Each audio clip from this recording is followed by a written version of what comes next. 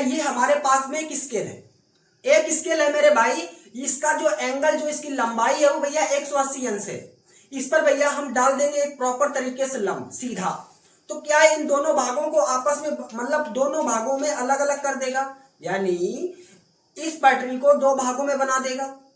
अगर बना देगा तो भैया इसके एंगल भी अलग अलग हो जाएंगे। तो आप बोले भैया जी, अगर दो तरीके से बनाएगा तो इसका एंगल 90 और इसका एंगल भी 90। तो बात क्लियर होगी। तो वही चीज है कि हमारे पास में ये सीधी स्केल है, तो इस पर डाल दिया भैया लंब है, तो इन दोनों भागों में बांट देगा अलग अलग एंगल्स पर भैया 90 और 90। ठीक है, पेशेंस बना के रखना, कंसेप्ट आपका क्लियर होता हुआ चलेगा। तो भैया समकोण त्रिभुज हमारा हो जाएगा। क्लियर? याद रखना कि हम ट्रिग्नोमेट्री में समकोण त्रिभुज का ही ज्यादातर प्रयोग करते हैं और इसी चीज को हम पढ़ेंगे। याद रखना समकोण त्रिभुज होता क्या है।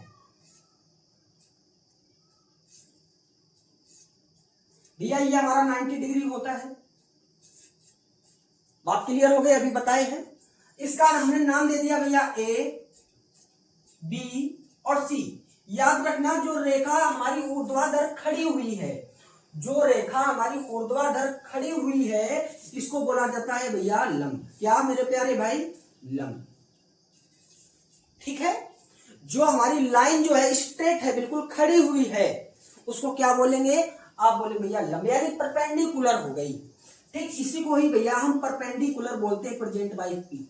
ठीक है, और ये जो लाइन हमारी लेटी हुई है, इस लाइन जो हमारी लेटी हुई है, इसको बोलते हैं भैया आधार। क्या मेरे प्यारे भाई? आधार यानी बेस। बात क्लियर? और जो लाइन इस